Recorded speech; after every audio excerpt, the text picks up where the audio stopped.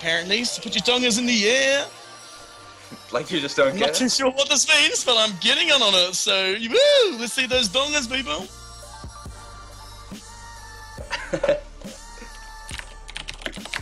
Alright, so all 10 players are in. Waffle Bear unfortunately had a client bug, so he had to relog. And now we're into the champion select screen. So Demonic versus Demonic. We had the question coming up before, can I play Thresh? I would be so excited to see a Thresh, man. We love that champion. So much utility, so many plays that can be made. Just has the potential to do some serious work, so I'm really excited. Yeah, not just make big money moves, he can make big money saves with that lantern, and everyone loves to see a classic lantern escape. Nothing annoys you more when you think you've got this kill locked down and all of a sudden the hero goes flying across the screen to somewhere you could never reach. Love lantern, really cool aspect to Thresh, along with that aggressive hook, the movability and the utility from Flay, and then the classic the box. The most unoriginal game like, right? the game. They ran out of creative juice, man. Like, it's not even a square. It's why isn't it called just like Satan's Pentagon or something? Like, honestly, the box. Are you serious, Riot? Who cares? This like fantastic looking champion with like original animations and abilities, and they got like to his ultimate, and they were just like, oh, I have no effort left to put into this name.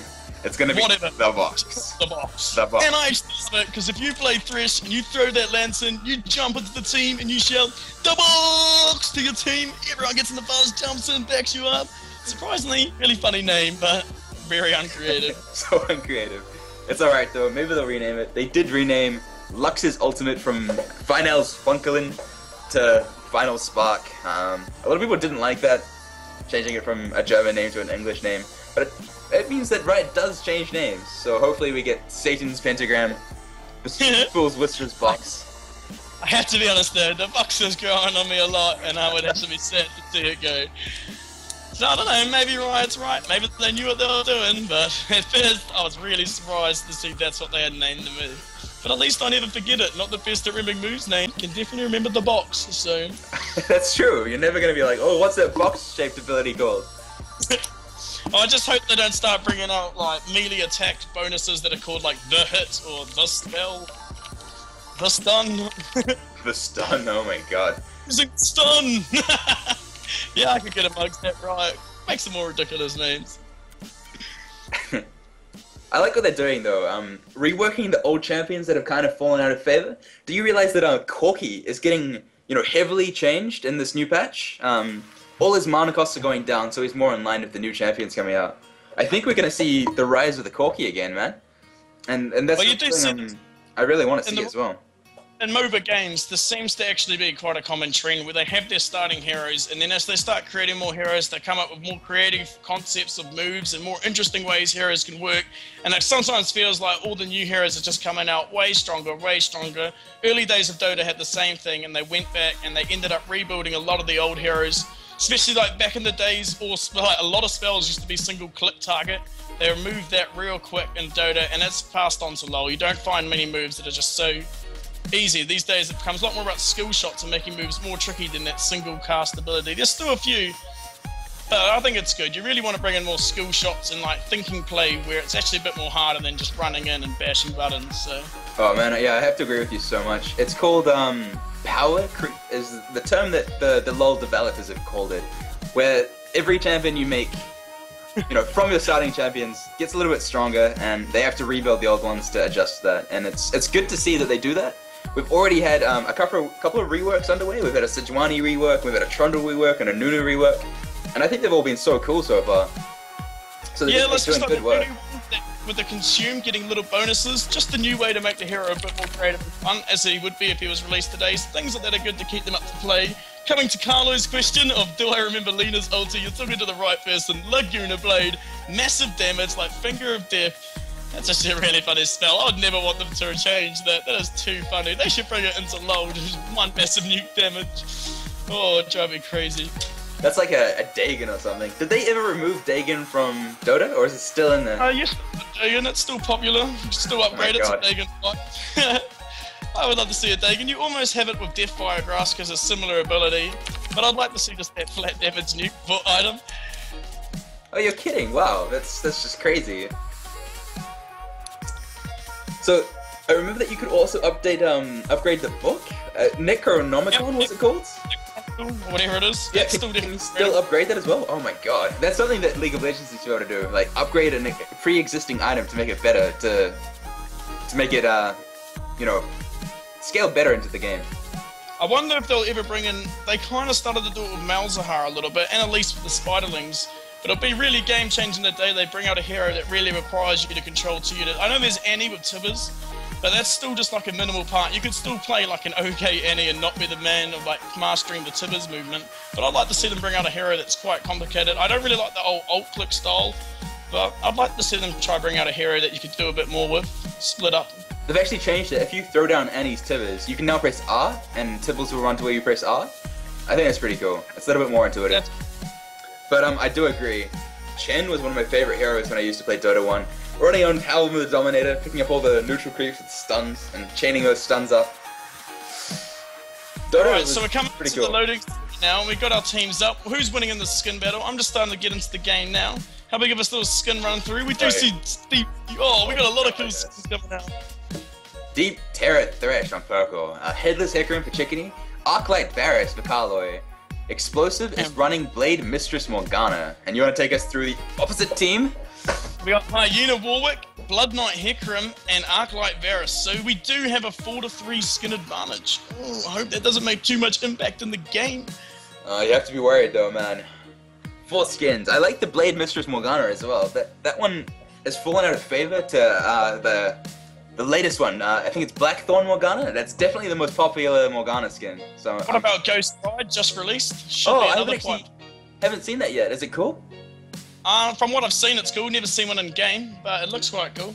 Like, just looks a fair bit different, you know. I quite like skins that mix it up, change at least colors of spells and stuff. So it does all that, like a bit more visual enhancement. Yeah, definitely. Nice. Was it one of the skins that was released at $13.50, or was it a regular price skin? Cannot tell you, sorry. Not a Morgana player. Don't let me near mid lane, so I didn't pay too much attention. I just have noticed it on that featured part of the website. Fair enough, fair enough. And we're getting the Ignat's call already, like people ready for him. He's on this Cho'Gath. We'll see if this Cho'Gath can really dominate. You have seen strong Cho'Gath. He is going... Where is he laning, do you believe? He's going top, surely, so... Yeah. Let's see what he can do. Looks like it. So, just out of interest, this is blind picked, but we have 2 Morganas, 2 Varus, and 2 Hecarims. So, a little bit of a mirror match. It's going to be very interesting to see how these teams pan out. And to answer you, that Morgana skin came out, thanks to the chat, thanks to Giant Momar. It came out at, I believe, $9.75 normal price. I'm assuming that's what normal price means, so just the standard. But definitely looks cool for a normal price skin. Oh yeah, most definitely. So Hecarim, Kondo Bolas Hecarim's already sitting up at the blue buff. Wants to get there quickly and make sure nothing bad's happening. And I have to give the call. Sorry, I missed it, but I turned up this. When is my Heimerdinger rework? QQ. I'm guessing at some point he will get reworked. They say it's in the pipeline, man. Like, right now on the PBE, this replay system has already been up and implemented and been tested. I'm so excited for that to come out for League of Legends proper. We've really like had a lacquer of the replay system, and it'd be cool to show your friends, you know, this game where you went like 300-0 and kind of thing. Pretty much every game I play, so my friends get kind of sick of it. I'm sure I like to say the other people. And we're seeing another defensive start. People not listening to my pep talks before the game, trying to encourage the big money moves. The junglers preferring a safe start. I guess there's a lot on the line. They all want that money. So the people aren't risking the risk of it. They just want a nice start, an easy go. You know, as jungle, you never want to be behind it early on. So I think they just want that nice safe start. Can't blame them. But I would have liked to see some big money moves. I would as well, man. So we're seeing another Warwick played by Ice Cube in that top lane. It was definitely successful from the first time. He was against Diana previously. So he may fare a little bit better or a little bit worse against Cho'Gath. It really depends on how well Cho'Gath last hits. He does have that... He did get to roam around a lot, so we'll see. Because if he leaves that top lane too much again this time, Cho'Gath definitely a hero that can capitalize on that and push quite hard. Yeah, and if Cho last hits really well, he's going to be able to keep up a sustain with Warwick. As every time Cho does get a successful last hit, he gets some HP and some mana back, makes his life a little bit easier. Makes his life a whole lot easier. And we're seeing Purple come up being quite aggressive straight up. He's got level 1 flay for that extra whack attack. I personally don't like it. And level 1 hook, early plays. But you know, all to their own. All can play Thresh in lots of different ways. Well, we'll see if it makes the plays. Warwick already getting a little love tap onto the Strogar. You can quickly find out when you can tell you're against a Thresh that's leveled Flay and then followed it up with a second level of Lantern. And if I'm playing a hero like Sona, I'd love to get quiet in their face and just give them all these perfect hook opportunities so they're sitting there like, why didn't I level it? And here we go, here's the hook, coming down on Morgana with the Flay backwards, so she's in a bit of a rough position, is going to pop that barrier early, and it's a barrier on the support Morg, so let's mix it up. Bit of new play, and it was quite effective there. The MLG Blaze, the 360 no-scope coming out. It is true, it was a nice hook. It's coming straight back down on the supports, both having a bit of a hard time getting whacked around early. The other lane's farming quite safe, junglers just doing their thing, not too much action yet. People getting a bit of the nerves from the final, but we do see Kondo Bolo coming up towards this top. Ignatz, the people's favorite, could be in trouble. Does get knocked back. Knocked back out. Really unlucky, and that red buff's going to slow. That Ignite should do it. We're going to get a flash to fully commit to the first blood, but here comes the other Hecarim. It's Heck versus Heck. But Warlock's still alive. He should be able to sustain this if he's careful, but no, he's going to fight, and he is going to be okay. Chicken, oh he's my going to get out. Oh, flash comes out. Massive play. Lane and jungle, and the purple team giving them the 2-0 advantage. Big plays. Teleport coming straight back in, trying to do a bit of recovery, get out the creeps from Ignatz. But wow, what a game. What a game indeed. Kondo Bolo's Hecarim has just got a double buff refreshed because he picked that kill up. He's going to be pretty pleased with himself. Gets a bunch of extra gold. Bot lane jumps in, he's going to flay him back, but he's got the spell shield, so he won't cast it just yet. He's waiting it out. There it comes. Karloi putting on a bit of DPS. They do drop the Ignite, but I don't believe it's going to be enough. Well played by He, just standing back and putting on the damage when they can. So they're trading quite well at bot lane. The crazy thing about that gank top is Hecarim knocked back, and he got really lucky to get out of where Ignatz had placed that stun, dodging him back and pushing them both out of that area. Really helped him lock down. That was a really good use of Hecarim's charge. Knowing that he can knock him back, and that made all the difference, I think. If that Rupture landed, he would have been able to flash out and be completely safe. Kondo Bolo, he's liking the early aggression. He's coming to mid, hasn't got a proper opening, so he's just going to walk out. But you can feel it. He's looking for the moves. He's getting excited, wanting to make the plays. And sometimes that's what it comes down to. Whichever jungle is most effective can really change a game. And bot lane from blue time, picking a good time to recall. Kondo Bolo is on their way down. Karloi is actually going to just recall in time. He'll get a bit of a heart rush, but he is going to be safe. So, this Shadow, Ice Shadow on Twisted Fate. So, Twisted Fate went through a lot of changes lately, and he's definitely fallen from popularity, which I guess is fair enough when you lose all your cooldown reduction. But, however, Twisted Fate still has a huge place in competitive play. Not so much in solo queue anymore, but I think as soon as we see Ice Shadow hitting level 6, he's going to use that Destiny to go to bot lane and try and get a double kill. And if he does that, he's going to set his team up for a huge advantage, really. So it'll be really interesting to see what happens. Lee Sin also taken like a lot of heavy nerfs to how they play, but they're just the basic mechanics and idea of the hero are so good that you'll see in Korean top league, both of those are quite banned heroes, including TF, almost always banned, just because that teleport sudden gank can ruin lanes. And when in the right hands, TF's still an extremely dangerous champion. It's true, yeah, like, even if a hero falls from grace and he's not suddenly that, you know, must pick, must ban, they always have a place. You see Heimerdingers do serious work in solo queue, you see these unconventional heroes, they still have a place. So we saw Karma win Licks last game, I think that was Ice Shadow that was playing it. So definitely has a place in his heart for these mid champions that aren't you know, #1 at the moment. And I have seen Explosive twice played as scary as Rise, so I'm excited to see his Morgana. I've definitely seen Morgana rip up games before. And we're for once going to see Morgana out of the support position, which should be interesting. So I'm really keen to see this go, and I really hope it works out. In the meantime, Ice Cube and Ignatz are still trading 1-for-1 up top lane, both quite sustained heroes. Warwick, though, is starting to get quite a lot of life heal on its Qs. That is true. He has got a point in his Blood Scent, his passive. And as soon as Cho falls below Here we that go, tree- Chicken bot lane. He's coming for the gank. The other two went out of position. There's a lot of damage. Here comes it. Surely one of them is going to go down, but no, brilliance done by Morgana. Wow. And that arrow from Carlo not going to be enough. Great disengage. Looked like it was going to go well for Chickeny, and they both got out. So the score's still only 0 for 2. In the meantime, though, Purple is getting TF the blue buff, which should help him in that mid lane. Most definitely. And if he casts Destiny, oh wow, nice Black Shield coming out from Morgana. And I Shield believe he for- might be thinking about doing it right now into bot lane, but they are just going to ping out and change their mind. They're not keen. So yeah, if you guys are a little bit unfamiliar with how cooldown reduction works on the blue buff, if you cast any ability while you have the cooldown reduction, its time before it refreshes is lowered.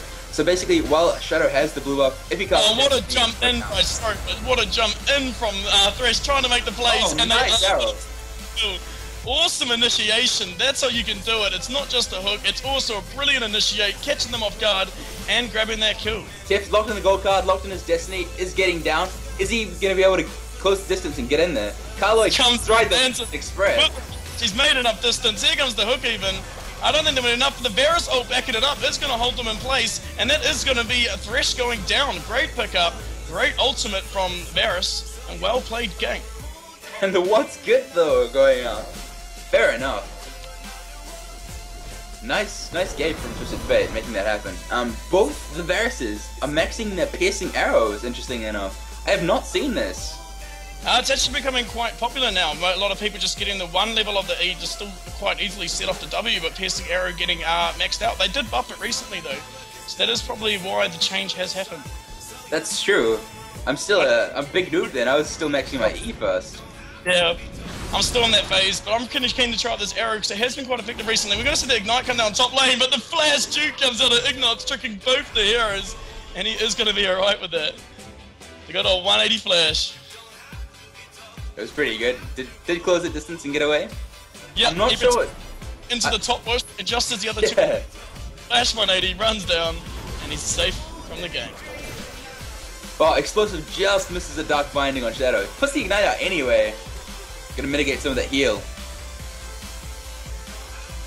So, nice last setting from both Varuses. They have about 1 CS between them. It's gonna be a little bit more now that Carlo can pick up some last hits on the turret. And both Varuses have just picked up a Doran's Blade and a Vamp Scepter. So, they're mirroring each other pretty well at this stage in the game. So the score is 1-3, there's 2,000 gold in Purple's favor, and I think that's from a little bit better CS and picking up those 2 extra kills. Wow, nice ult and binding coming out from Explosive, and Twisted Fate has no answer to that at all. Next action's coming down bot lane. We do see Thresh getting aggressive, but Morgana's matching the aggression, and it's coming down. Carlo in a good position though, hasn't been hit. They're just going to disengage. Good trade. Yeah. Everyone's... Carlo's going to be able to stay in pressure. Yes, welcome back to the stream. I was wondering if you were going to come today. Good to see you here playing an ARAM right now on Varus. Hopefully your ARAM's going good. Thanks for at least listening and tuning in. Good to have you aboard. Yeah, welcome man, what's up? Alright, so Cho'Gath is recalling in the top lane. I'm really interested to see what items he gets, because his items don't make sense to me at the moment. So let's see what Ingots picks up.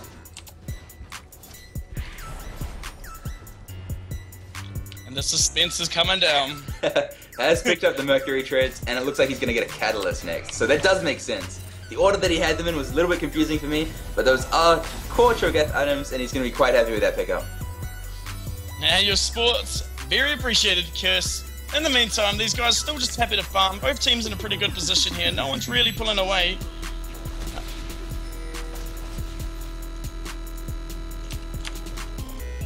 But this TF oldie, it is up now, so a play is possible quite soon. We'll just see what they got. Apollo's explosive. He wants this mid dive. Is he going to go for it? They are going for it. We see the flash gold card and the ult come out of Hick and a sudden pick. Awesome initiation from Ice Shadow, catching her right off guard. She thought she was safe, backing out the tower. Good decision to go back, but the flash gold card caught her off, set her up for Hick, and just popped off. Well played by Purple. The two of them committing to that tower dive and pulling it off perfectly. Ingots and Warwick in the top lane are just fighting it out. They both have so much to sustain though. So Warwick has opted to pick up that Spirit of the Spectral Wraith as the first item again, and they just... Shout out to Origin. Here's Steven the Dragon. He may have been Steve last week, but this one's a Steven. Steven's getting eyed out right now. Forgot about the dragon's names. Thanks for bringing it out. Special shout out to you. So it's going to be Steven. Steven's been ordered, but no, he hasn't died yet. So it's still an open option to go for that dragon. And we see both teams rotating around. Chickeny's around though. Chickeny's going to go on the Morgana. Ult does come out, forcing him to back off. Kono Bolo coming down. This is going to happen. Chickeny gets ulted. The bounding's good. Kono Bolo jumping in. Here comes the box. Here comes Thirst making the plays. Can they get the damage off? Chickeny going to die for it, taking out Kono Bolo. And it looks like that might be the only trade. He's still brave. And they go, whoa, here we go. Chickeny picking up the double, committing to the Morgana, making the plays. He's going to go for Hee too. The arrow comes down too, dropping him down low. Carlo gets traded. Oh, Hee just escapes. So low on the HP. Double kill goes to TF. Back and forward fight. Chickeny starting it off large, but Hee bringing it back. And that's the kind of fight they want. Who's winning? So close. I have no idea. He nearly getting popped off by Carlo's arrows, surviving and then turning it around to get Kylo killed. Varus versus Varus, extremely exciting, extremely big Hecarim blades coming out in the mirror, and it's crazy. The box was good, the initiate was good, it was just, everyone was all over the place. And Chickeny did well. He jumped on, he saw people was low, and he went for the execute and picked up two, so it's really well done. Really good. Twisted Fate made all the difference there. He came in with his gold cards, locked everyone up, did so much damage, used Destiny to pick up another kill at the end. It was definitely the MVP of that fight, and definitely the contributing factor and the reason why Purple won that fight. Chickeny jump right into Warwick now, but Warwick's going to use this Q to heal a bit of health. He is going to get stunned there, so he could be in a bit of trouble. He's going to flag greatly, but he is on the tower. I don't think they're going to die, but he is going to be alright. Nice landing landed on. Oh, box was good. This was call me out. There goes the dead. Explosive takes out Waffle Bear. Explosive in big trouble though. He will probably go down for this, most definitely. Kondo Volo picks up the kill.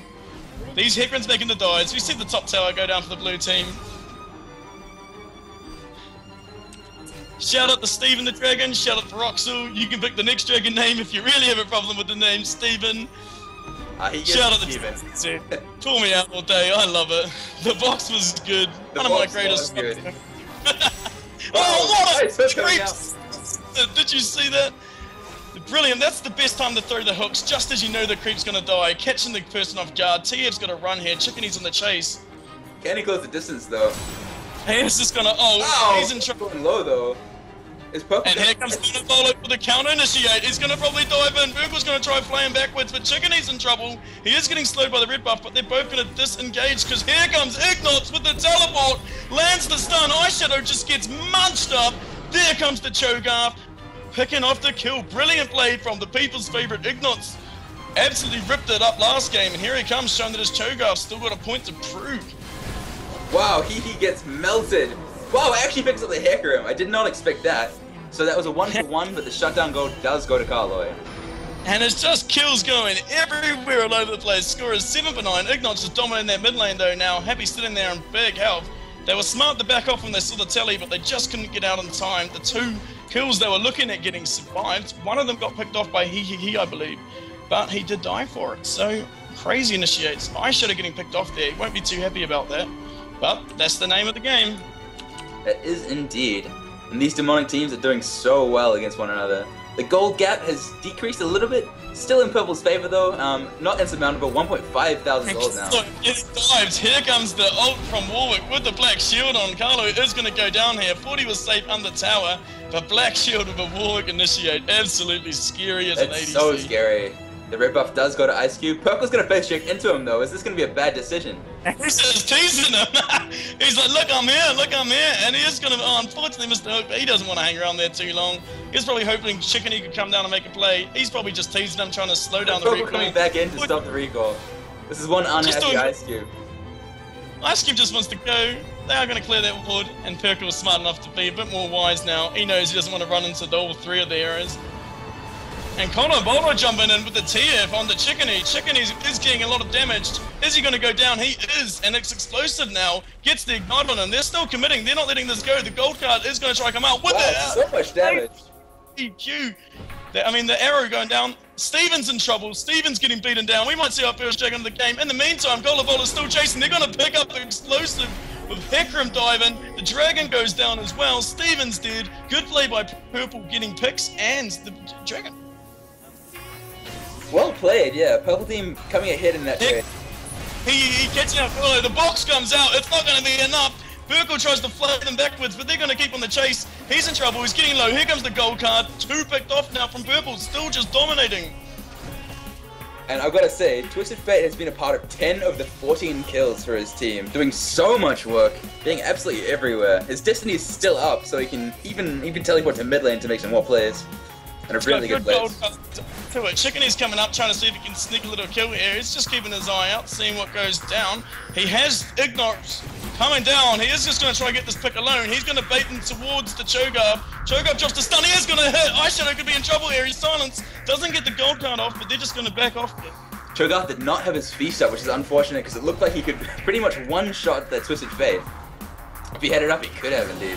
He's got Chickeny with the big engage, jumping right in. He's going to go down, but it is going to work out for Cho'Gath, who is going to get a kill. Shadow's going to run away on that TF. He's getting chomped down a bit by He, but he's got to be careful. They're actually doing a fair bit of damage to this tank as long as they just dodge his crowd control. And Konobolo, he wants it. He's going for it. Doesn't know, but he jumps into all three and gets Konobolo, having the idea from the plays, unfortunately. Yeah, that's hard luck when you flash a wall into 3 people. It's going to be feeling pretty sour about that. That's alright though.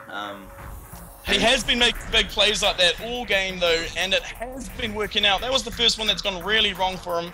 So good on him for still trying to commit and keeping that aggression coming out of the jungle. So, Destiny is still up. However, Varus ult is down. I'm really liking the Varus Morgana combo. Varus can land his worm to lock teams down, and so can Morgana. So it's a lot of teamfighting AoE CC that the purple bot lane brings to the table. So they have the same CC control in the other team from the Morgana being in mid lane. That's true. That's true. It's more committed in, so it's quite. However, that has been a big deciding factor. Has been in a lot of the kills. So you can't say it's a bad choice by either team with the lineups they've chosen to run with. No, I definitely agree with you. Morgana on the blue team is opting for, it looks like an Archangel Staff first item. And I like this, the sports trade, it's going to be a hook in order for a binding, but he does get picked up because he was there as well, so it didn't work out for him.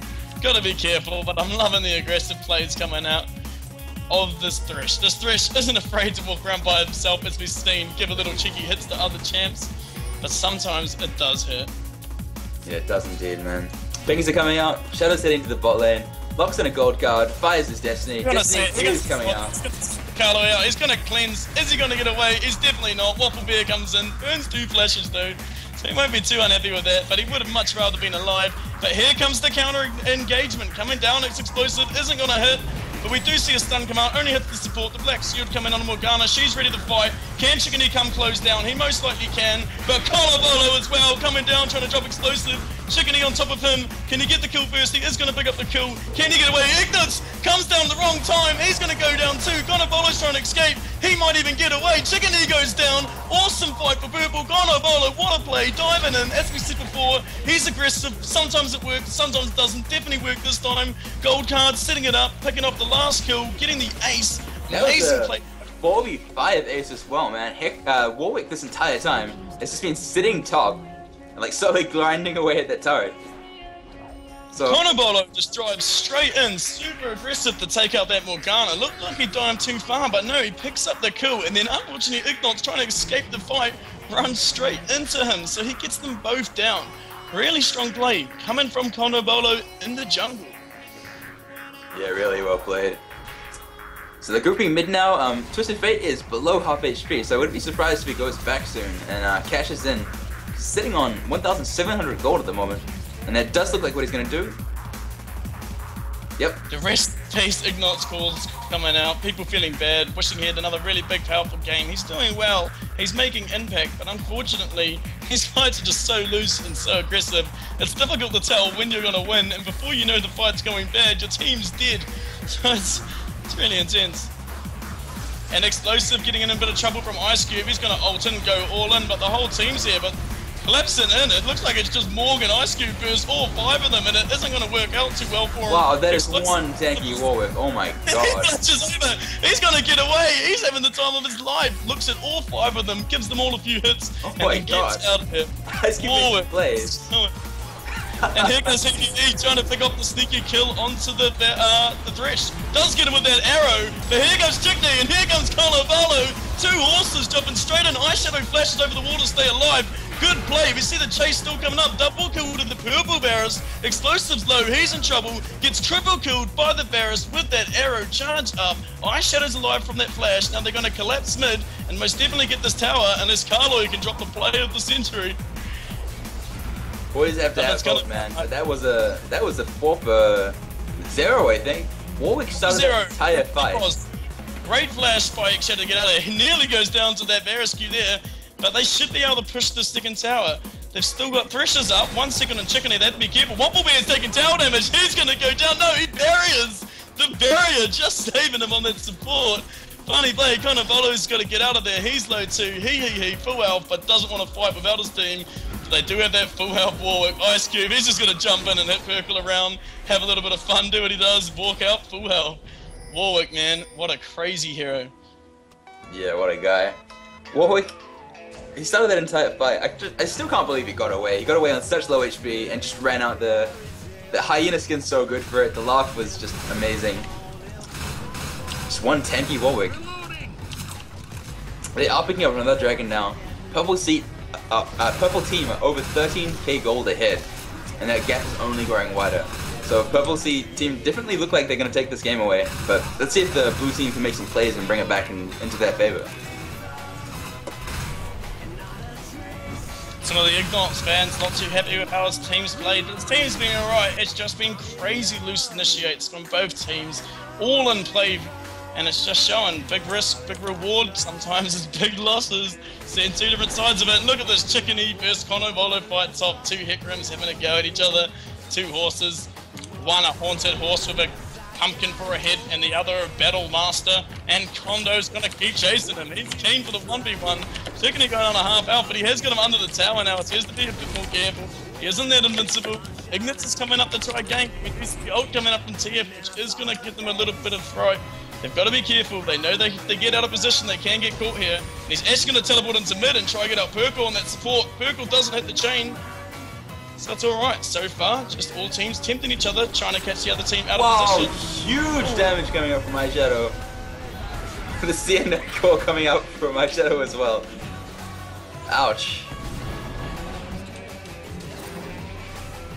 Wow, Ingots gets a nice feast off onto Hee, but gets bound and is going to go down. Hee is legendary. Well played. You want to be called Bun Bun? What up, Bun Bun? And this inhibitor does look like it's going to go down. GG calls are coming out, and Serenity Vote does go down. So good game to Ice Cube, Kondo Bolo, Shadow, Hee, and Waffle Bear. Very well played. No, it's extremely one-sided. A lot of those fights are really hard to predict who was going to come out of the winner. A lot of loose engagements and loose positions. Just made it quite exciting to see, but in the end, Purple just built up too much of an advantage and really carried it through. They did indeed. We got 12 kills coming out on He's Varus though in the end. Really strong play on the ADC. 7 for 2 on the TF as well. Kondo Bolo making ridiculous engagements throughout the whole game. Really made things work out, and then Ice Cube never died, became massive. Warwick star. Yeah, so that was so well played. This was Demonic vs Divine, brought to you by Oceanic Gaming and shoutcasted by the People's Whisper. So I hope you guys enjoyed that. We're gonna have a vote up. We're gonna do it a little bit differently this week to see what you guys want to do for next week's tournament. So if you guys want to know when the poll is up, make sure you like our Facebook page, facebook.com/OceanicGaming, and make sure you follow the People's Whisper as well. That's facebook.com/thepeopleswhisper, and we'll let you know when the poll is up, and you can vote on what you want to see in the next community event. If you want to see a race, definitely get a monk, definitely vote, get in, sign yourself up to play it too. We need you guys to keep playing so we can keep hosting these events. We like to keep hosting them, giving it all away, the prizes and stuff. So come along, bring your friends, sign up, vote, and let's make some fun Thursday night events for everybody.